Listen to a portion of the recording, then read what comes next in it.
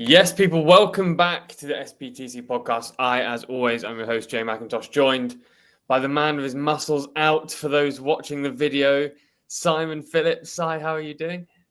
I'm enjoying the weather. It was so hot earlier in the week. That 34 degrees was too much, but it's nice today. So yeah, I've got the arms out, mate, today. You know, I'm going flat hunting in Hong Kong next month, and the temperatures this week have been at 37 degrees with 80% humidity. I am a ginger white man whose family are from Scotland. I'm going to die. You're in trouble, mate. You're in a lot of trouble. I'm cooked. I'm going to be cooked. It's going to. I'm going to genuinely lose like all water weight. I'm going to be done. Right, we can't waffle. We've got a lot to talk about because we're on a time crunch, Simon Phillips. If anyone wonders why I sound minorly lucid, I got back at 3 a.m. last night and started work at 6.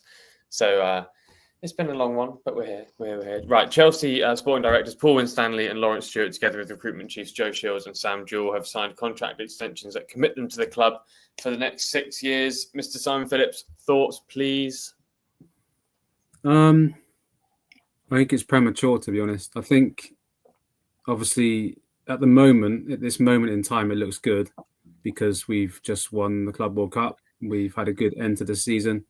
We're back in the Champions League. We won 2 trophies and everything's good. Everyone's on a high. Everyone's buzzing. And I don't think anyone's really got a bad word to say at the moment about any of our operations. But I think if you look back to the start of their reign, there's definitely, no one can tell me that they haven't made a lot of mistakes, a whole bunch of mistakes. And they would even tell us that because they literally have told us that. So they've made mistakes, and okay, I think, people are warming more to the project now, and myself included. I guess, the vision is very different. Like, no one's ever seen anything like it before. So everyone was a bit skeptical and there was a lot of criticism, but I think you can start to see it coming together now, or at least what they're trying to do coming together. And they've been a lot smarter, I think, with recent buys in particular, in terms of buying, players who are more ready-made to come in and make a difference. So I think that, they're certainly improving. I think Sam Jewell coming in has been a big help. But I think overall, giving them long contracts, rewarding them for what they've done so far, I think it's premature. I mean, at the end of next season, if we seriously mount a challenge for the Premier League, like a proper one, and we do well in the Champions League, then maybe that is when they reward the directors. But I think it's just too premature at the moment. I think people are getting a little bit carried away with our situation and where we are right now. If you think back to mid last season when we were going through those struggles, a lot of people wanted the manager gone. A lot of people everyone pretty much was on the case of the sporting directors then. That wasn't that long ago. So I think I just prefer to see it succeed over a sustained period before we start rewarding them for what they've done, I think. It's very political, isn't it? It's a point of goodwill so they can sneak it in there. It's a gamble. Yeah. We don't know when the next bump of goodwill is going to happen. We've not had it for a long time. So it's a very political move. I mean, if the plan's for them to be there anyway, then whatever. I don't really mind. I think things are going well. So fine. Yeah, it's a bit premature, I suppose, if you're going to go for such long contracts. Then maybe do it at the end of this season and see how we go. But I can understand, given 2 trophies in Champions League football, goodwill's at its absolute highest it's been since Abramovich left, I think. So yeah, fine. I don't really care that much, to be honest. I don't have much to say about it. At the end of the day, a long contract, just because it's a long contract, doesn't mean to say that it can't be torn up. So if down the line, Chelsea are amazing at that. Yeah, so if it doesn't mean to say that they're here forever, it's just rewarding them for what they've done in this, they say overall, but I think more, the reality is more what they've done recently. So I think it can be changed at any time. We know that. But to be good cop, I suppose, for a second, it just adds to a sense of continuity and stability for a player, maybe. We know the board are locked in, secure. There's no if, buts, or maybes. Newcastle, no CEO, no sporting director. Players are really aware of that, more so than fans are to a massive extent. The hierarchy of the club, and when that wobbles above, we always see it have an impact on the pitch. So I can understand from a stability and continuity point those guys we mentioned, Paul and Stanley, Lawrence Stewart, Joe Shields, Sam Jewell, they're going to want to see the project through. They're clearly backing their gambles in terms of players. So fine, if it works for Chelsea, then that's what's good. And so far it's working. So there's no need to change it. And like you say, if it stops working, the fans will begin to eat people alive. So that is what happens. More importantly, maybe, certainly on the pitch, Levi Colwell's picked up quite a serious injury, Si. Yeah, I heard March, April is realistically what they're aiming for. Worst timing. I mean, there's never a good timing, but start of the season, things are going really well, and then all of a sudden we lose our best defender and most consistent defender, a leader. He's vocal. I think he's been, especially the latter part of the season, I think he's been colossal in a Chelsea shirt. So it's going to be a huge miss, and for him, mentally as well, he was really enjoying his time. He stepped up as not perhaps the first captain, but one or two or three of the main captains in that team, and he's hugely important to where we are, hugely important to the success we've seen at the end of the season. And when you lose a player like that, there's nothing you can do. You just have to accept it and just hope that he comes back stronger and better eventually. But it's going to be a very long road for him now. We know that with ACLs. He's got to rebuild all the muscle around his whole leg, basically around the knee area. And it's going to take a long time for him to come back running again, and then getting on the pitch, kicking the ball, and then being competitive again and refinding his form. So it's a very long road for Levi. Luckily, he's still young. So, I have no doubt that he will come back stronger, but it's going to be a huge, huge miss for Chelsea going into the season. Yeah, mentally it's very tough for a player to come back at the same level after an injury like that, because you're just innately more cautious. Big season for Wesley Fofana, Si, and Trevor Chalobah, actually. Big season for both of them. Yeah. I mean, we were speaking not long ago that the centre-back area was something that's still very much up in the air. Question marks about who's going to be sold, who could come in. And at the moment, it doesn't look like anyone is going to go, and perhaps that is down to the injury to Colwell. Although I did hear last week that Chelsea was still discussing internally that they still might go for another centre-back to come in. Potentially, Hato can play there. Yeah, Hato can play. We've got the options. We've got Achimpong, we've got Hato. But I put an article out yesterday, polls, and most people would prefer to see a new centre-back come in. Yeah, but do you know what? Seriously, I don't agree with this. And the reason I don't agree with this is because it's such a wonderful opportunity in line with the values of the project at Chelsea to play Hato or Achimpong.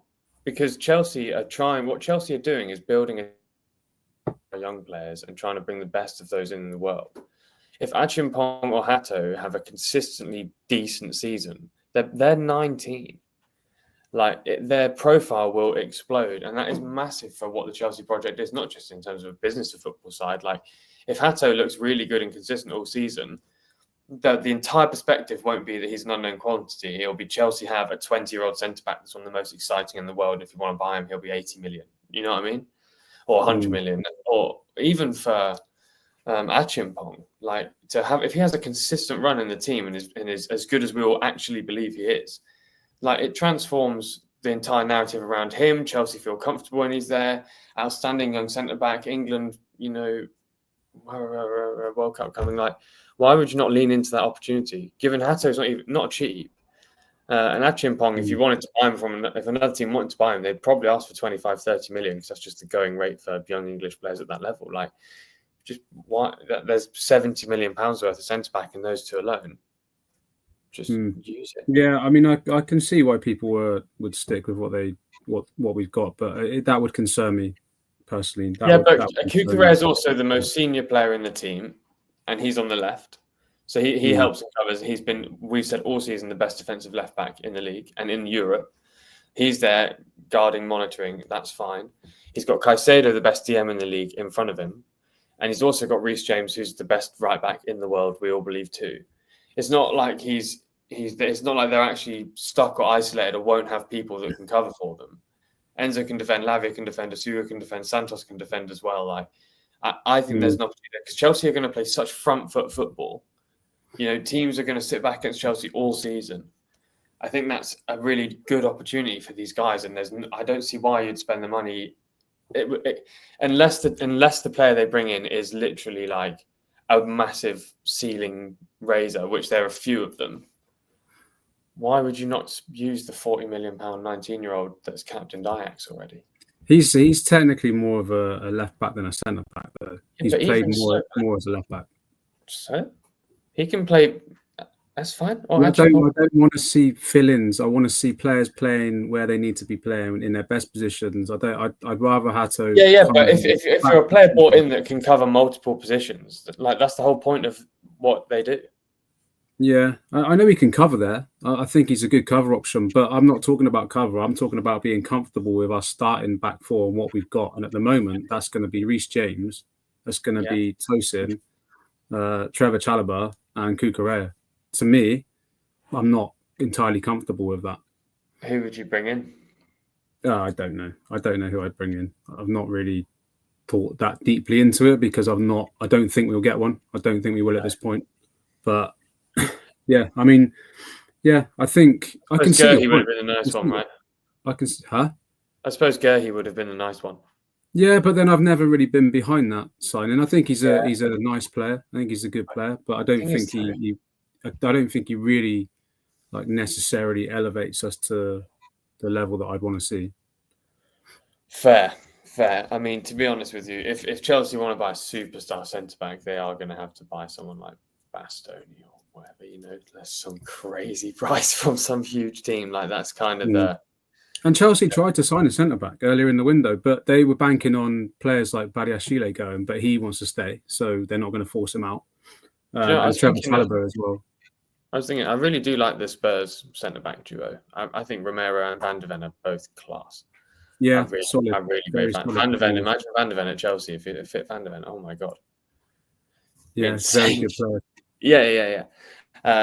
Yeah. Well, if there's a market opportunity, I'm sure Chelsea will have a sniff. But I also, I imagine Maresca would like more of a cemented, maybe higher level player there. He has asked for a centre-back though. He definitely has. Yeah. I mean, it's hard to think. It's really hard to think of where the market opportunities are for that type of centre-back. I mean, I'd need to potentially dwell on it. But yeah, interesting. If Chelsea do, then Chelsea do. I don't really mind. If Chelsea win games, that makes me happy. So fine. Do you know what I mean? If someone's playing there, then they're playing there. That's all good, although we'll wait and see. It's been quite quiet this week, isn't it, Si?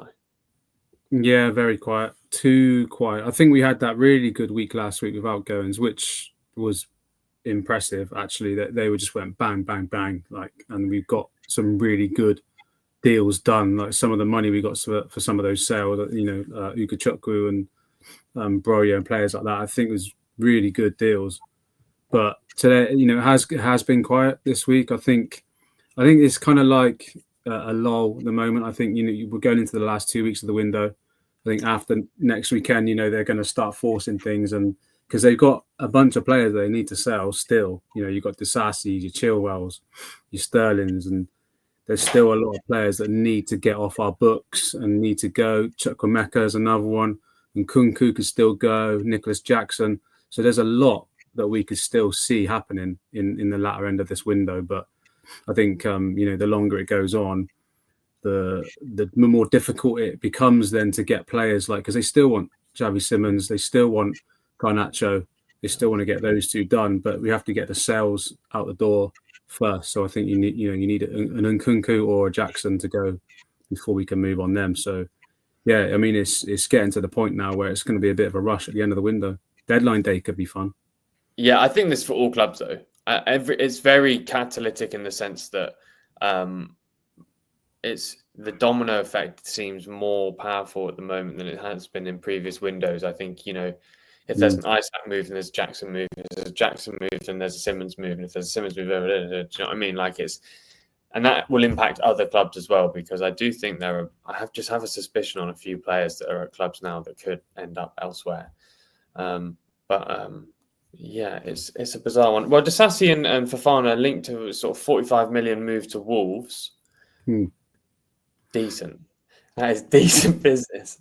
If it happens, I don't think That is decent business. Disasi will go there. I think that might be the only problem with that. I think he wants to aim a bit higher, but I don't think he's completely ruled out yet. No, I mean, Wolves are weird because they genuinely are the least talked about club in the league every season. And they actually sometimes can be 10th, or I think this season they might go down. But if they want to buy the players and the players can go, then that would be a really nice move. I do like Carney to Napoli. Napoli's team is nuts to look at. Like, it's so weird, bro. Like, you have Billy Gilmore, Scott McTominay, Carney Chukwuemeka, Lukaku, De Bruyne. What is going on over there? It's nuts. It's so bizarre. It's so bizarre. Napoli are moving so crazy. I don't think they'll get Carnes though. I think he'll go to Germany. Yeah, I think he's still gonna. We'll see him in a Dortmund shirt before the end of this window. That's for sure.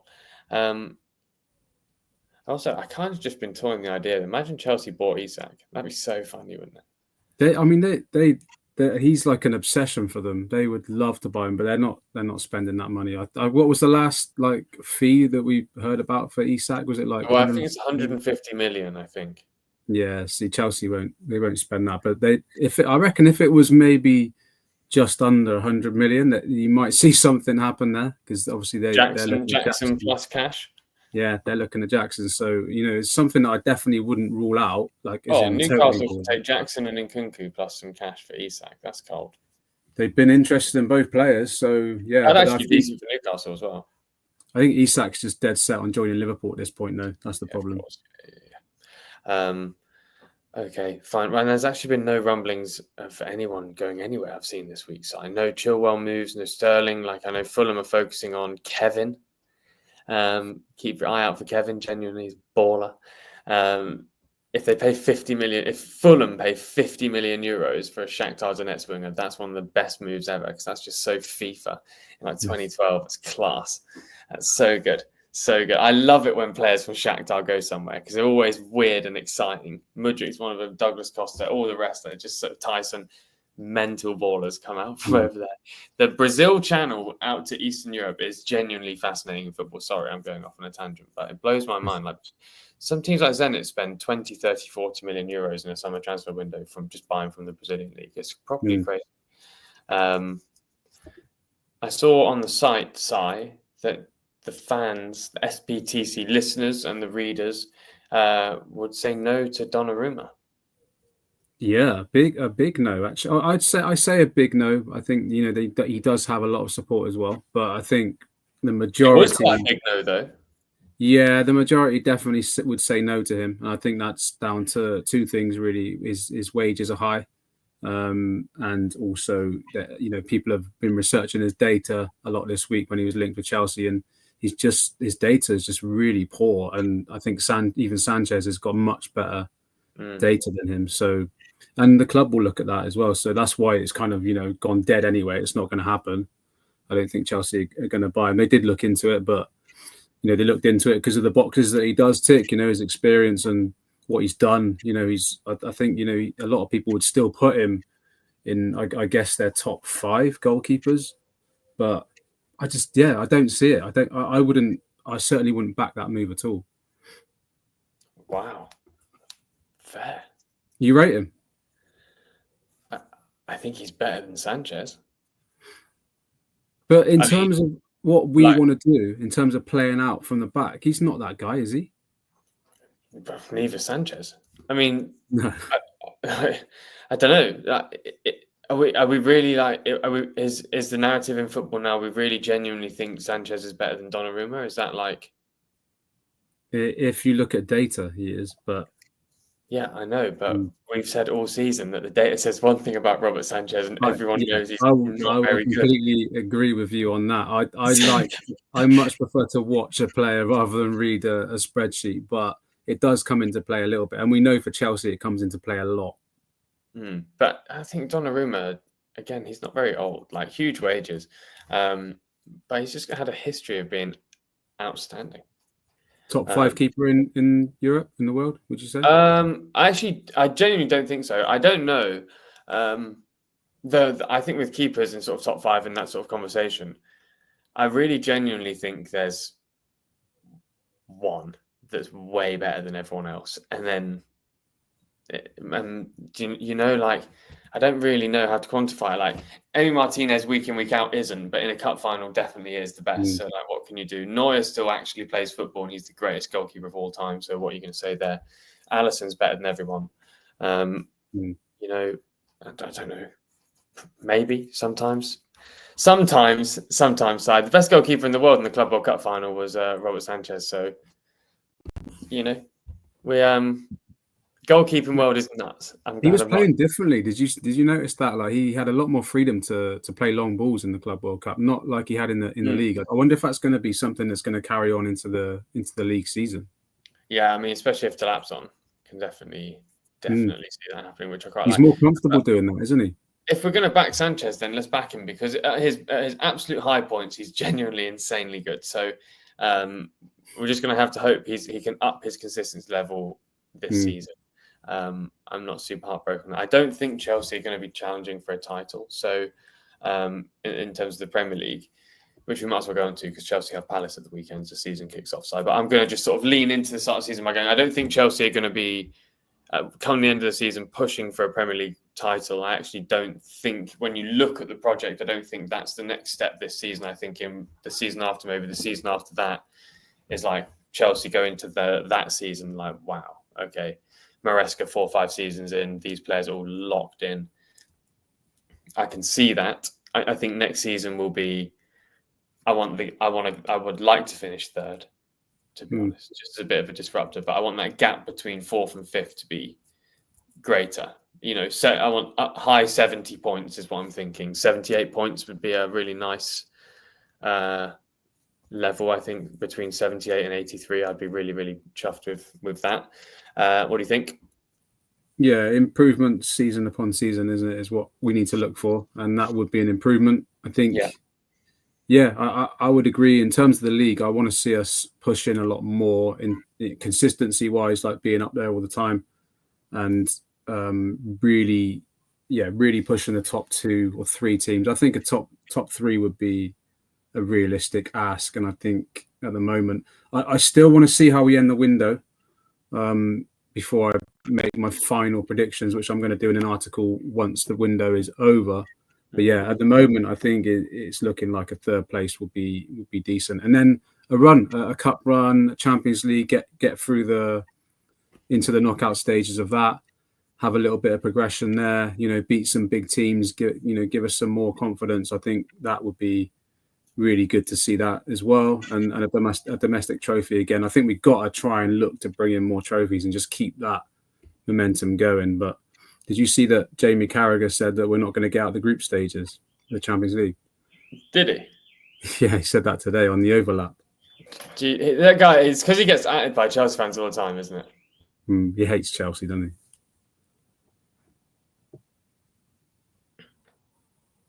I tell you what, though, Si, I would like to win an FA Cup. That would be nice. Cole Palmer with an FA Cup sounds about right. It's been a while. It's been a while, hasn't it? It has been a while, yeah. And I actually been listening to a few other sort of football podcasts, and a lot of people are sort of thinking Chelsea could grab an FA Cup. I would love that. I think that'd be a really wonderful sign. No major injuries would be great. I'd like to see every player improve slightly, if that's possible for some. I'm sure they can all improve endlessly. I'm really interested to see what the squad looks like after 10 games and who's where. I'm really, really interested to see what that's going to look like. I've got a fair idea, but we need to wait for the transfer window to close to be able to really sort of lock in what we think. Looking ahead to Palace, and just to caveat, I think because of the nature of the SPTC website and page and the stuff that we do, and size involvement in transfers and reporting and reportage on transfers, we will do a sort of more broad season prediction sort at the end of the transfer window, because that makes more sense, I think, for the way that we do the stuff here, centered around transfers oftentimes, especially through the summer. So we'll do that when we close everything off. We're sort of having our own tax year, I suppose, and choosing when the season starts for us, because the transfer window is sort of central to what people like about the show and like about the content. And Chelsea fans love exclusives, man. It's always a race. So that's why people are here. So we'll sort of round things off a bit more broadly and do a full episode on that when the transfer window closes, and sort of analyse everything going ahead into the next season, because I think as well we'll have a couple of Premier League games to sort of give us a sort of soft launch size, so we won't be going in super blind, so maybe won't make such terrible predictions. It's cheating in a way. It's a little bit cheating. It's a rolling start. It's a rolling start, Si. It's a rolling start. It's all good. It's all good. But looking ahead to Palace, tricky team to play against at the moment, Si. I would love it if Spurs bought Eze today. That would be really good. Yeah, that would be helpful. Just for one game, and then preferably goes back to Palace, because he will kill it at Tottenham. But Community Shield winners, they're sniffing for silverware. I definitely think they're going to win the Conference League this season. I think the ruling's bang out of order, but they will win the Conference League. I genuinely believe that. So then they'll be in the Europa League and get more silverware. So that's kind of ideal for them. If I was Eze, I would want to stay just for one more season, especially if you're in the Conference League or Europa League. I know he wants Champions League football. I know he wants to get in the England team, but I think he would get in the England team at Palace or Tottenham. You know what? Do you know? I don't think Eze's he's guaranteed he has to go to the England team. You know, he's so good, especially with Maddison out as well. Like Eze's, he's class. So I think they're a tough team. Mateta's a tasty striker. Manager's outstanding. I love Adam Wharton as well. I think he's such a good football player. Yeah. Again, talking for the England national team, he's in for a big season this season. If he can lock that down, he should definitely be on the plane joining the squad.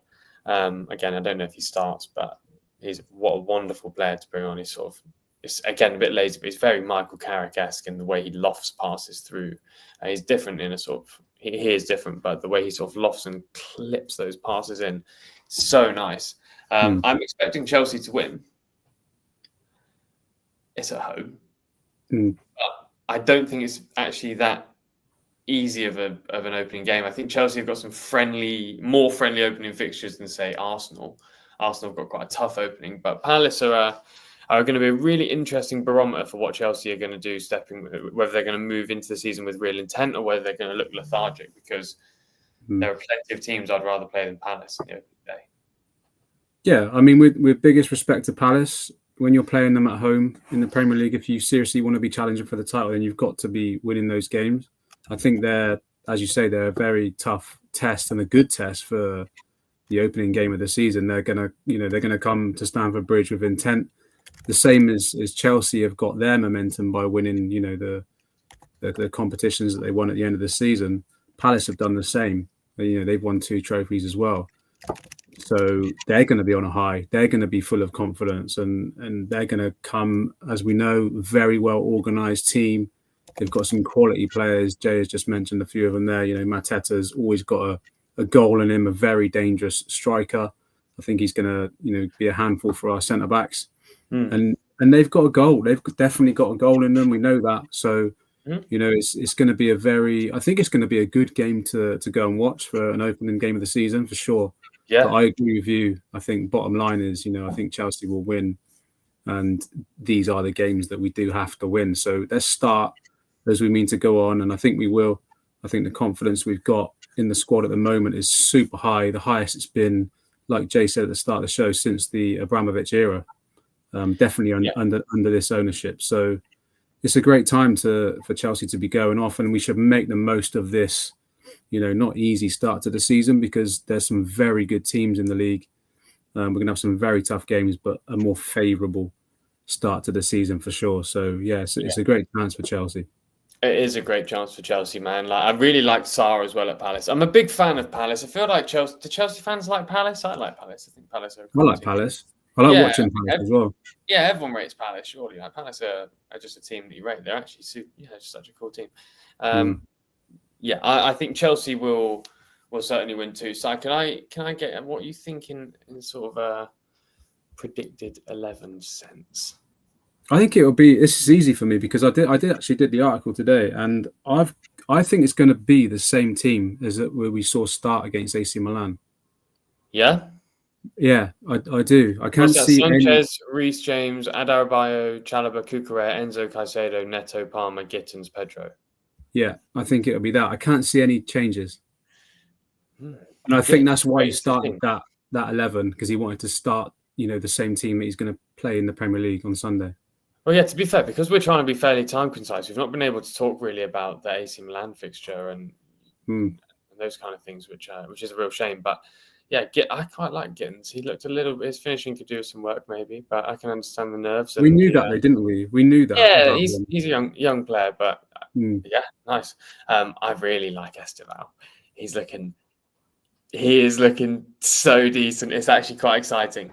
I'm trying to now be calm about it, but now I'm like, yeah, I know, but now I'm like, I see why people rate him. He is going to cause. He looks class, but I do think we'll be seeing him off the bench to start with, and then I think he'll be eased in and probably. I think it's better for him to come off the bench though, because if you're if you're Tyreek Mitchell this weekend and you've been dealing with Pedro Neto who sprints for 90 minutes the whole time. And who's actually rapid, and then Neto comes off in the final 20. Esteval's going to come on. It's not. It is tough. That's a really tough proposition, and it just means Esteval can have that, not an advantage because he's new to the league, but it gives him something. He'll be fresh and he can sort of dip his toes in and get the feel for it. I think the reason I said earlier why I'm interested to see what the team looks like after 10 games, because a couple of seasons ago, after 9 games, we then put Cole Palmer in, and things changed. And I think Esteval is probably going to be starting fairly soon, to be honest with you. But yeah, it'd be really interesting. What do you think for score predictions, Si? So I went quite confident. I went quite confident on the opening game. I went for 2-0 to Chelsea. I was thinking about 2-1 because I think they've got a goal in them, but I went for 2-0 in the end. 2-0. I did actually think 2-0 as well. I think Cole Palmer's going to score. But I actually think it's going to be 2-1. I just think Palace have a goal in them, to be honest with you. Especially, well, actually, I do rate the centre-backs, to be honest, but that I get that's the point of uncertainty more. That sort of centre-back, the triad of the goalkeeper centre-back is the point of uncertainty more so than anything else in the Chelsea team. So I do think Palace will probably score. They've got an excellent manager, but I think Chelsea are going to step with intent. I think they're going to be confident. I think they're going to really want to impress.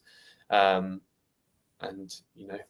first game at home, kick off the new season, champions of the world, some of the most exciting young talent. João Pedro scored in every game that he's played. Players you can bring off the bench are interesting and exciting. I think Chelsea have done quite well in the squad's the most likeable at the moment. I think it's certainly it's most likable with the fans than it's been in an awful long time. And intent's really good. I think Chelsea are going to be so hot for out there, and I really, really think Maresca's got. I think he feels so intently that he's got a point to prove.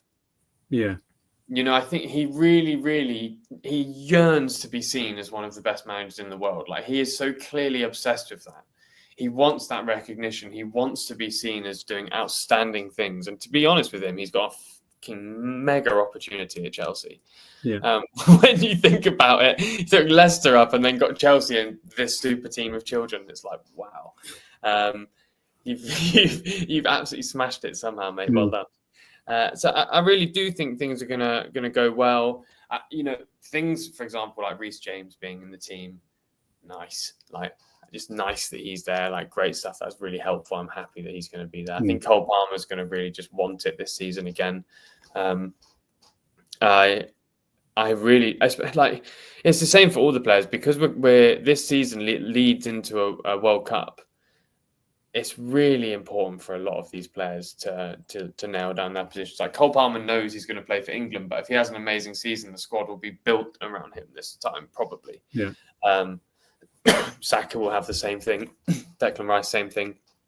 Bellingham, same thing, and that applies to all the national teams. But for those relevant for us, Reece James is going to want to be in that England team, especially with Tuchel. That would be a massive asset for England. Cole Palmer's going to want to be centre stage, of course. I think Tosin's going to want to push for an England spot. I imagine he thinks he can get that, which is super helpful. Same as Chalobah, and Chalobah's trusted by Tuchel anyway. So, I think I'm liking everything that's going on around Chelsea right now, Si. And whether we bring players in or not, if we were to go into the season with this group, I'm happy with that. And I think that we will be better than we were last season. And I actually think our rivals below, so Villa and Newcastle, and not Tottenham, but Tottenham, you don't know what Tottenham are going to be. I think they've not improved. So I'm confident. I think it's going to be decent. I think Palace is going to be tricky, but if we get a victory there, I'm going to feel much more confident that Chelsea, okay, we're actually here to play, but we actually don't know until Sunday. So it'll be interesting. Anything to plug? No, I mean the content's been dry this week, but as always, no, it has. I was honest with that. Like, it's the nice guy, ever the media man. Mate, it's the transfer window. It should be pumping out exclusive after exclusive, but it's just been dry this week. But it's going to kick off next week. I'm pretty sure about that.